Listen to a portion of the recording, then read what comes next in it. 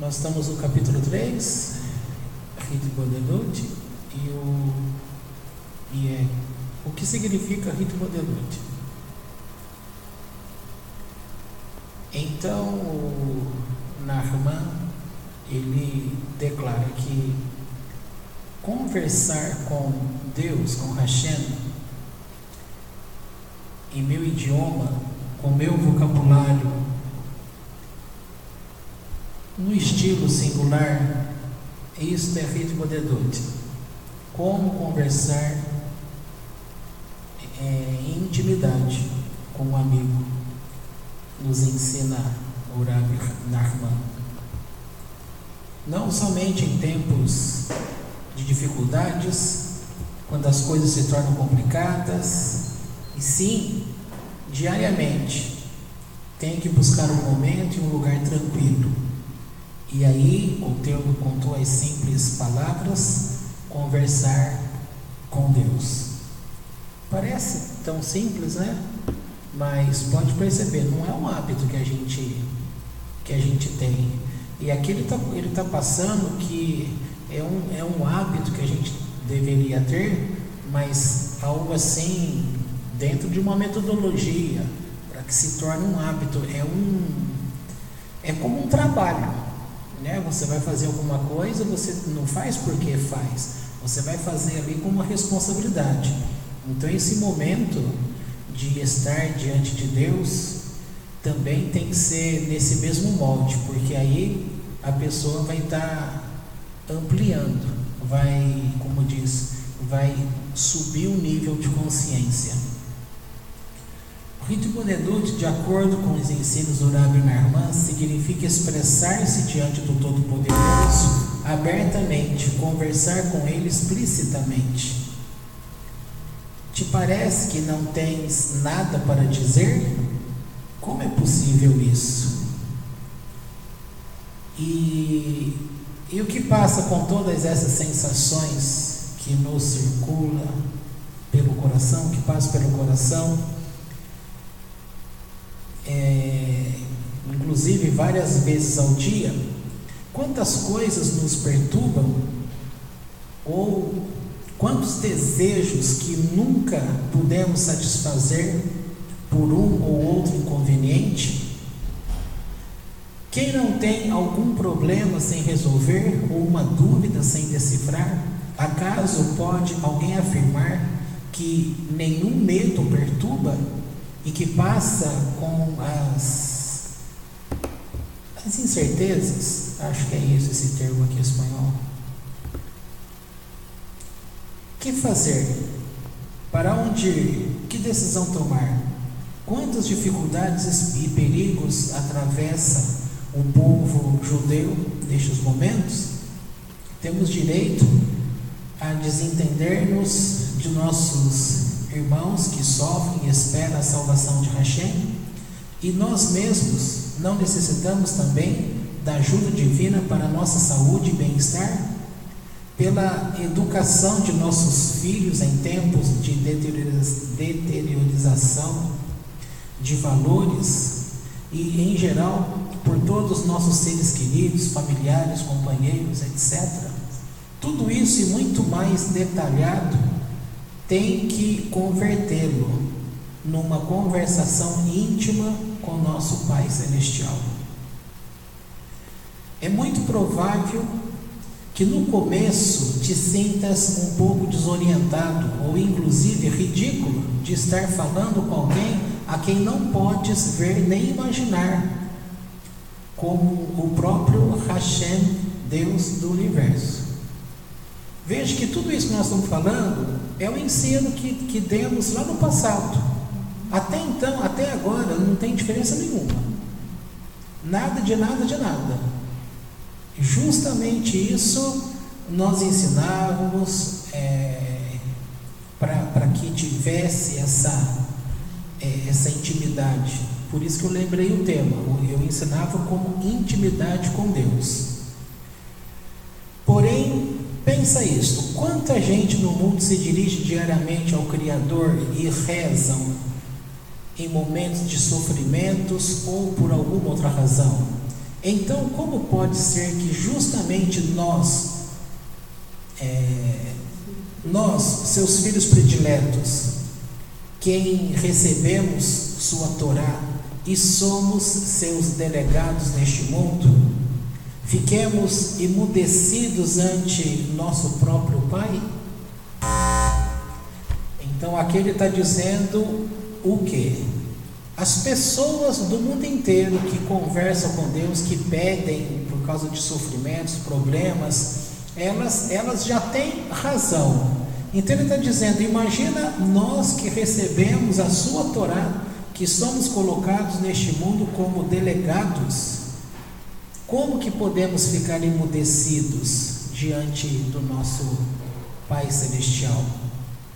Pode ser acaso que nosso Hashem, que nos está perto, que está sempre disponível, que nos quer, se preocupa por cada um, até o mais mínimo detalhe, e não atende com imensa misericórdia, e nos atende com imensa misericórdia, nos resulte estranho ou longe, afastado.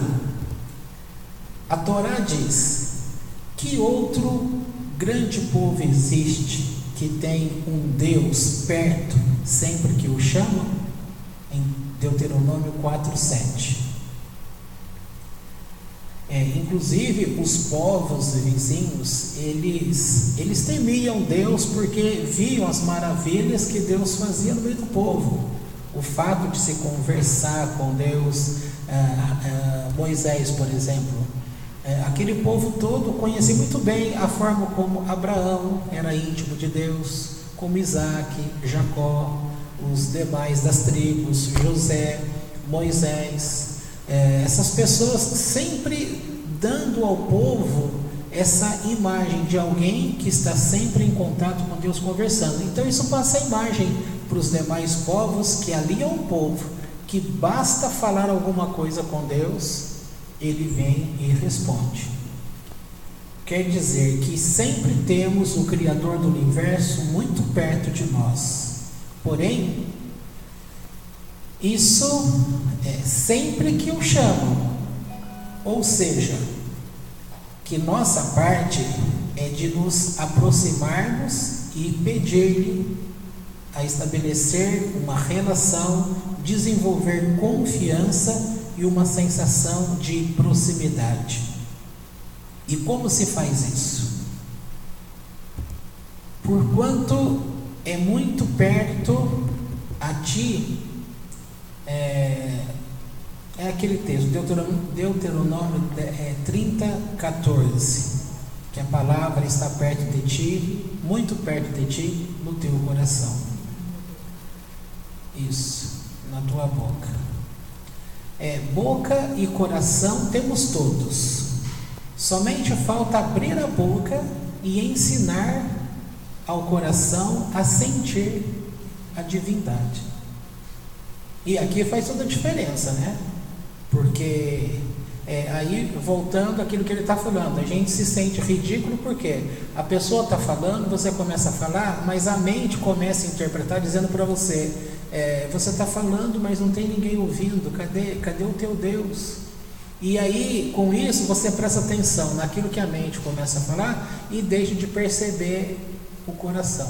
Na hora que a boca e o coração estão unidos naquele propósito, você começa a perceber que começa a se criar uma relação entre nós e Deus, e ali fica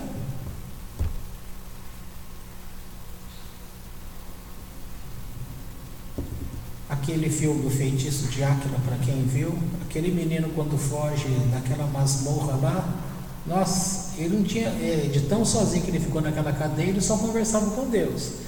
Então ele sai falando, mas ele fala tanto, mas tanto, que você até enjoa de ouvir a voz dele. É uma relação que serve como exemplo de dois sentidos. A pessoa mantém uma relação, mas por outro lado é uma relação mais assim, igual no filme Náufrago, que a pessoa teve que criar uma imagem para se sentir como companheiro. Isso é diferente de quando você conhece Deus e você vai a Ele num sentido de intimidade, amigável, numa conversa, em partilhar, em abrir o coração, sem ter medo de falar daquilo que a gente sente, do estado que a gente está, da decepção que a gente tem, ou que a gente estaria esperando mais dele, ou os sentimentos, desejos que nós temos de falha, desejos inclusive de pecar. Essas coisas a gente tem que aprender a partilhar, e ao mesmo tempo dando direito a Ele, que o governo da nossa vida é dele, que Ele tem todo o direito de intervir. É assim que eu ensinava lá no passado, sempre funcionou. Então, à medida que nos acostumamos a conversar com Deus, descobriremos gradualmente que não é um simples monólogo, sem que percebamos que Ele nos escuta e inclusive nos responde através de sua ajuda, e poderemos também dar-nos conta que se trata de um perfeito diálogo no qual Ele nos responde por meio de todos os nossos acontecimentos. Então, gente, a primeira parte a vencer, novamente, é com a mente, porque é aquela questão, vai conversar com Deus. As pessoas foram educadas pela religiosidade, seja evangélica, seja católica, e quem chega agora no judaísmo para poder colocar isso em prática com Deus, vem com aquela ideia do passado de que tem que ter um sinal. Aí a pessoa fala alguma coisa com Deus, ela fica esperando que alguma coisa no corpo dela responda, que ela sinta um arrepio, que ela sinta alguma coisa, e isso tudo atrapalha, porque aquele momento tem que ser algo entre você e Deus, e como Ele mesmo já falou diversas vezes, às vezes é num silêncio total, é numa calma. Por isso que na meditação, muitas pessoas, ao conversar com Deus numa meditação, não há diálogo nenhum. Por exemplo, uma meditação com o nome de Deus, precisa ter alguma linguagem, alguma fala? Não necessariamente. Quer dizer que não funcionou? Claro que funciona. Às vezes, uma resposta maior de Deus é justamente no silêncio.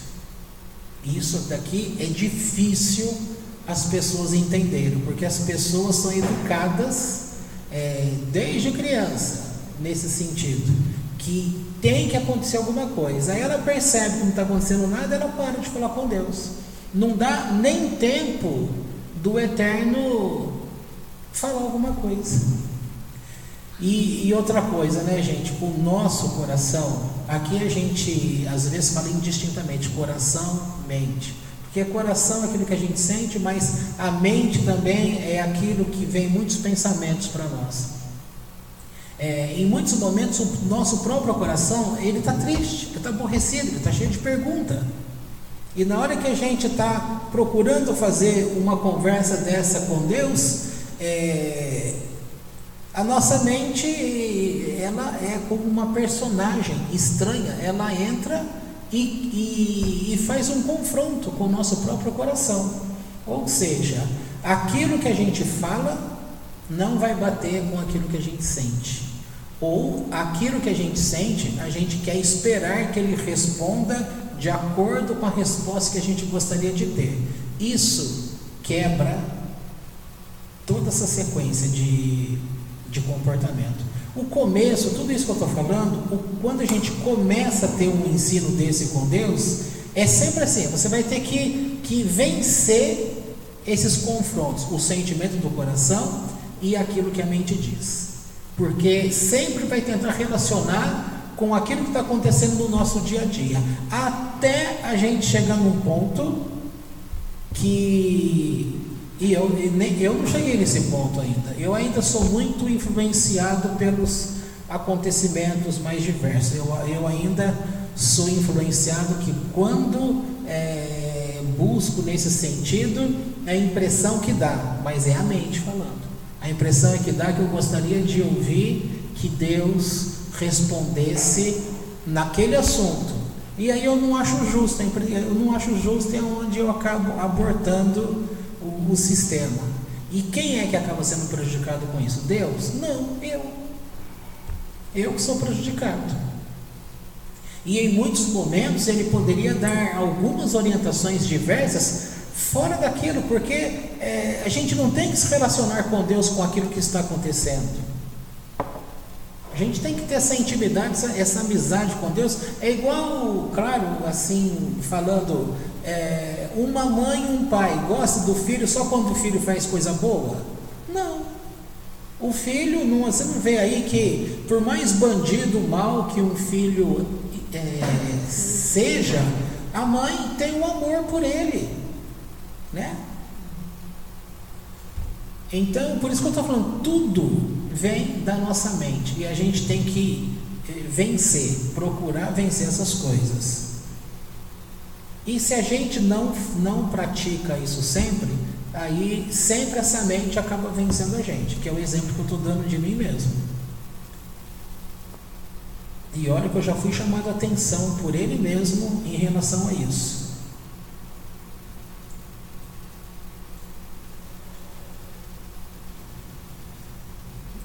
E você está lendo aí eu não sei que palavra é essa daqui.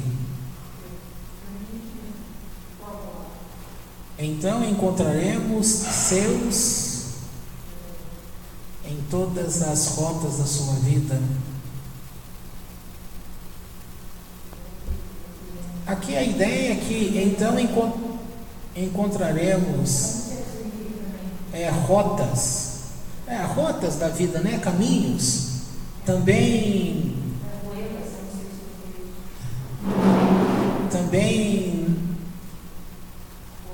nos momentos que nos parecem mais escuros e desolados, essa grandiosidade, né?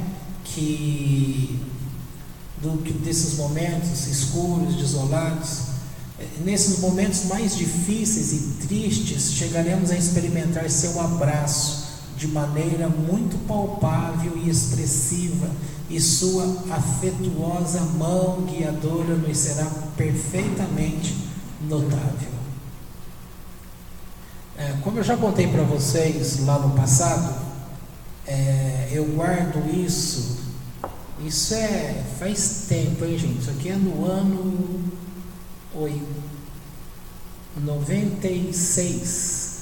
Não, 96 já estávamos aqui. 86. A minha Índia tinha 2 aninhos. O Gabriel estava lá na eternidade ainda. Não, foi em 86. Então eu lembro uma situação muito dolorosa que eu passava. E naquele dia, na madrugada, eu estava orando, ainda daquele jeito, estilo cristão, né? E eu pedia para Deus, eu estava chorando e eu pedia para Ele que eu queria um abraço afetuoso de um pai, né? Porque principalmente como eu não tinha essa imagem de pai, o meu pai, eu sei o nome dele, mas a função dele comigo, do abraço, carinho, isso a gente não teve, porque ele sempre estava fora. E eu sempre pegava carona, no carinho que pais de amigos davam aos seus filhos. Então eu tinha essa noção. E eu pedia para Deus que naquele momento eu precisava de um abraço, né? E ali de olhos fechados, de repente me veio assim aquela zonzura muito forte, parecia que eu rodava ali e eu saí daquele lugar do quarto, imagem de quarto, cama ali, e eu me via num lugar que eu estava abaixado da posição que eu estava mesmo, e de repente vinha, sabe, aquele manto, era um manto azul, aquele monte de pano, era um manto azul, e para mim aquilo era função, era Deus, uma forma da gente entender. Então a sensação é bem aquela ideia quando você vem correndo e pula no braço da pessoa, e que ele te abraça no ar e roda com você. quando você vê em filme, quando o namorado, o noivo, o marido, a mulher, eles se encontram também, eles se abraçam e rodam. Essa é a ideia da roda. Quando aquele vestido grandão, azul, quando aquilo me tocou, eu fui totalmente envolvido, completamente, e rodava. Então, essa imagem, ela era conhecida minha, e eu tinha certeza que é aquilo que estava acontecendo. Quando aquilo acabou, a minha sensação era de paz, completamente em paz. Qualquer pessoa pode falar que isso aqui não aconteceu, que não foi Deus, que as pessoas podem falar o que quiser. A experiência foi minha, o que eu senti e o efeito que teve, sempre eu sei que foi Deus, nunca tirou do meu coração, e houve um fim proveitoso nisso, porque mudou a história. E é daí que eu vim aprendendo desde essa época, essa questão de falar em intimidade com Deus. Veja, a nossa congregação aqui foi surgir em 97. Eu estou falando de praticamente não, são 11 anos antes. Eu estou falando em 86. 96 são 10 anos, mais 97, então 11 anos antes de nascer esse nosso grupo, eu já falava nesse sentido de intimidade com Deus, que é o ritmo de luta. E aqui fala como está escrito: tu foste demonstrado que tu, Hashem, é onipotente, e fora dele não existe outro. Deuteronômio 4:35. Bom, então semana que vem a gente começa no capítulo 4, que vai falar sobre o momento. Tá bom? Então hoje essa parte é justamente da gente pensar que a mente vai lutar contra o nosso coração, mas o fim que a gente quer que aconteça é que a gente mantenha esse contato com ele e que a gente perceba esse calor, esse abraço caloroso, a forma como ele toca, porque a gente vai a ele, como diz um texto famoso do Novo Testamento, né? Se eu não me engano, Tiago, que fala que a gente dá um passo a Deus e ele dá um passo em direção a nós, ou parecido com isso. Tá certo?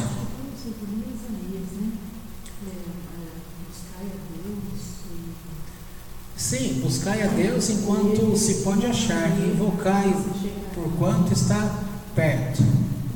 Chegai-vos, pois, a Deus, e ele se achegará a vós, que é o texto lá acho que é de Tiago. Chegai-vos, pois, a Deus, e ele se achegará a vós. É bem isso, eu preciso ir, tá?